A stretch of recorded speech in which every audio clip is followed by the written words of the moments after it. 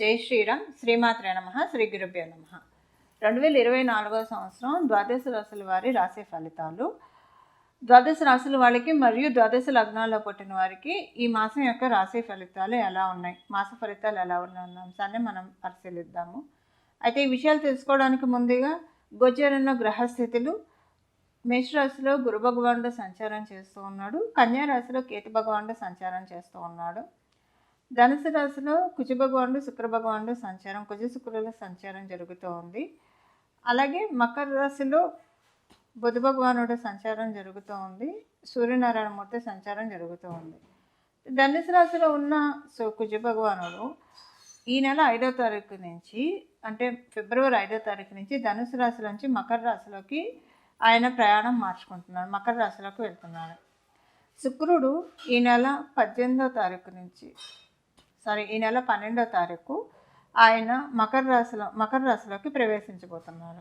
అలాగే బుధుడు ఈ నెల 21వ తారీఖు నుంచి మకర రాశిలో ఉన్న ఆయన కుంభరాశిలోకి వెళ్తూ ఉన్నారు. సూర్యనారాయణ మూర్తి ఈ నెలలో 14వ తారీఖు నుంచి కుంభరాశిలోకి ప్రయాణం చేస్తున్నారు, మకర రాశి నుంచి కుంభరాశిలోకి ప్రయాణం చేస్తున్నారు. రాహు భగవానుడు మీనరాశిలో సంచారం చేస్తూ ఉన్నాడు. ఈ మాసము ఒక ప్రత్యేకమైన గ్రహస్థితి చోటు చేసుకోబోతుంది ద్వాదశ రాశుల వాళ్ళకి మరియు ద్వాదశ లగ్నాల్లో పుట్టిన వాళ్ళకి. ఆ ప్రత్యేకమైన గ్రహస్థితి ఏంటంటే సూర్యనారాయణ మూర్తి మరియు శనీశ్వరుడు ఈ నెల 14వ తారీఖు నుంచి ఒకటే రాశిలో సంచారం చేస్తూ ఉన్నారు. ఒకటే రాశిలో వాళ్ళిద్దరు సంచారం, వాళ్ళిద్దరూ కూడా తండ్రి కొడుకులు, మనందరికీ తెలుసు.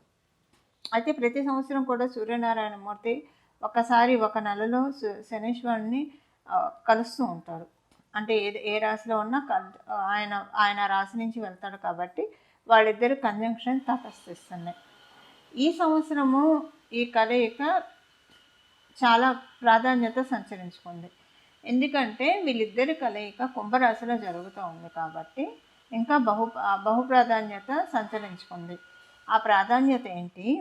ఆ ప్రాధాన్యత వల్ల ద్వాదశ రాశుల వాళ్ళకి, ద్వాదశ లగ్నాల వాళ్ళకి ఎలాంటి ఫలితాన్ని వీళ్ళిద్దరూ కలిసి ప్రసాదించబోతున్నారు తదితర విషయాలన్నీ, ఒకవేళ మీకు అనుకూల స్థానాల్లో లేకపోతే కనుక ఏ రెమెడీ చేసుకోవడం వల్ల ఈ ఫలితాన్ని మీరు అందుకోగలుగుతారన్న అంశాలన్నీ కూడా మనం ఒకసారి తెలుసుకోవడానికి ప్రయత్నిద్దాం. తులారాశి, తులా లగ్నంలో పుట్టిన వాళ్ళకి ఇంట్లో కొన్ని మార్పులు చోటు చేసుకుంటాయి.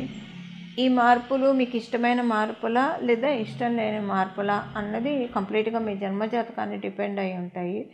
ఎందుకంటే మీ జన్మజాతకంలో ఏదైతే సూచిస్తుందో అదే ఇప్పుడు గోచారం సపోర్ట్ చేస్తూ ఉంది. ఉదాహరణకి మీ జన్మజాతకంలో మంచి మార్పులు అని ఉంటే కనుక కుటుంబంలో డెఫినెట్గా గోచారం దానికే సపోర్ట్ చేస్తుంది, కొన్ని మంచి మార్పులు చోటు చేసుకుంటాయి. ఒకవేళ కనుక మీకు గోచారం మీ జన్మజాతకంలో మంచి మార్పులు కాదు, కొన్ని అనుకొని ఊహించని మలుపులు, ఊహించని సంఘటనలు, ఇష్టం లేని విషయాలు అయితే కనుక గోచారం దానికే సపోర్ట్ చేస్తుంది, అవి జరగడానికి అవకాశం ఉంది. ఏదేమైనా కొన్ని మార్పులు అయితే గృహపరంగా జరగడానికి అవకాశం ఉంది. అయితే ఇక్కడ మనం ఒకటి తెలుసుకోవాలి, మీరు కనుక స్వగృహస్థులయ్యి ఇంటికి ఏమన్నా రిపేర్ చేయించాలనుకుంటే అవి అవుతాయి. సో అది కూడా మార్పులే కదా. అలాంటి మార్పులైనా, అంటే అవి మంచి మార్పులు, అలాంటి మార్పులైనా సరే మీరు ఏమైనా ప్రయత్నిస్తూ ఉంటే కనుక అది ఈ మాసంలో చక్కగా మీరు మీ ప్రయత్నాలన్నీ కూడా సఫలీకృతం అవడానికి చాలా చక్కటి అవకాశం మీకు గోచారంలో గ్రహస్థితులు కలగజేస్తున్నాయి. ప్రత్యేకించి గోచారంలో మీకు శనీశ్వరుడి సపోర్ట్ చాలా బాగా ఉంది. సో ఈ విషయాల్లో మీకు కొన్ని మార్పులు అయితే చోటు చేసుకోబోతున్నాయి. విద్యార్థినులకి కూడా చాలా అనుకూలమైన సమయము. తల్లిగారి ఆరోగ్యం పట్ల కొంచెం జాగ్రత్త వహించాలి. అంటే ఆరోగ్యం పట్ల జాగ్రత్త వహించాలంటే మేజర్ హెల్త్ ప్రాబ్లమ్స్ అయితే కాదు. ఒకవేళ మీ తల్లిగారి జన్మజాతకం బాగా ఉంటే ఈ పాయింట్ ఇగ్నోర్ చేయాలి. అప్పుడు మీకు గృహం మీద ఇంకా కొంచెం ఒత్తిడి పడుతుందని చెప్పాలి. మీ తల్లిగారి జన్మజాతకం బాగోకపోతే గృహం పైన ఎక్కువ ఒత్తిడి పడుతుంది, కానీ తల్లిగారి ఆరోగ్యానికి సమస్యలు వస్తాయి. ఇవి ఈ మాసం యొక్క గోచర గ్రహస్థితుల ఫలితాలు తులారాశి మరియు తులా లగ్నంలో పుట్టిన వాళ్ళకి. ఈ గోచర గ్రహస్థితుల రీత్యా ద్వాదశ రాశుల వాళ్ళకి ఎలాంటి ఫలితాలు వర్తిస్తాయి అన్న విషయాన్ని మనం తెలుసుకుందాం. ఈ విషయాలు తెలుసుకోవడానికి ముందుగా ద్వాదశ రాశుల్లో పుట్టిన వాళ్ళు ఈ రాశి ఫలితాలు ఎలా అన్వయించుకోవాలన్న విషయాన్ని కూడా మనం ఒకసారి పరిశీలిద్దాం. ద్వాదశ రాశులు ద్వాదశ లగ్నాలు, అవే రాశులు అవే లగ్నాలు. మీరు ఏ రాశిలో పుట్టారో మీకు తెలుస్తుంది కాబట్టి రాశి ఫలితాలు మీరు చూసుకోవచ్చు.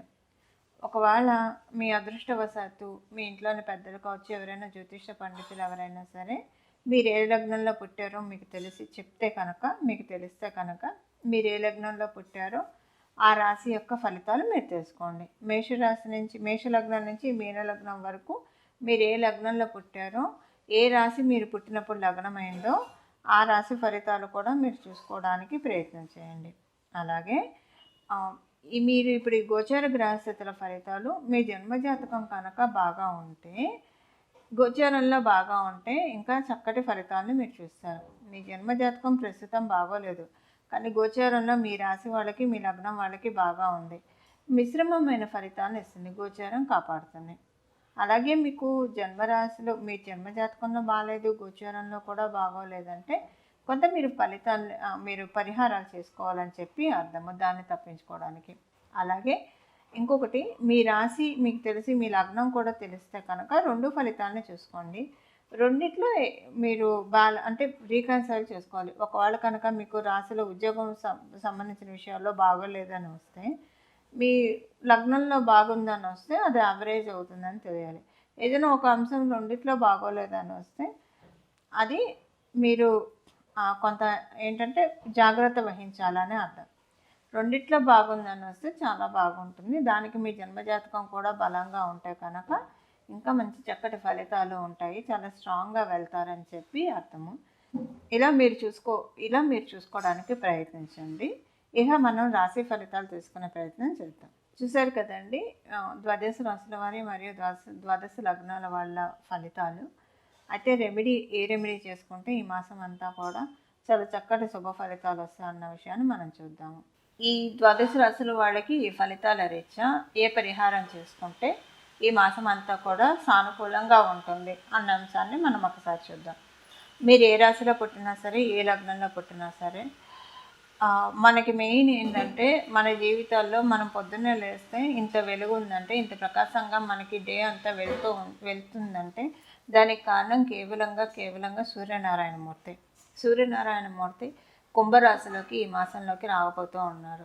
అందువల్ల సూర్యనారాయణమూర్తి కుంభరాశిలోకి రావడం అనేది నిజంగా చాలా స్పెషల్ థింగ్. కుంభరాశిలోకి ఆయన వచ్చి ఆయన సింహరాశి మీద పరిపూర్తి దృష్టి పెడతాడు కాబట్టి ద్వాదశ రాశుల వాళ్ళకి, అలాగే ద్వాదశ లగ్నాల వాళ్ళకి కూడా మీ పేరు ప్రతిష్టలు ఇనుమడింప చేసుకోవడానికి ఈ మాసంలో చేసే ఈ పరిహారము చాలా చక్కగా ఉపకరిస్తుంది. ఆ పరిహారం ఏంటో మనం ఒకసారి తెలుసుకోవడానికి ప్రయత్నిద్దాము. జగత్ అంతటికీ వెలుగుని ప్రసాదించే దివ్యాన్ని ప్రసాదించే సూర్యనారాయణమూర్తిని చరణాన్ని ఈ మాసం అంతా కూడా మనం ఆశ్రయించాలి. అయితే ఎవరైతే రోజు విష్ణు సహస్రనామాన్ని చదవగలిగిన వాళ్ళు విష్ణు సహస్రనామాన్ని చదవడము, కొంతమందికి విష్ణు సహస్రనామాన్ని చదవడం రాదు. అలాంటప్పుడు మనందరికీ తెలుసు, అందులో ఉన్న చిన్న శ్లోకము శ్రీరామ రామ రామేతి రమే రామే మనోరమే సహస్రనామ తత్తుల్యం శ్రీరామనామ వరానని.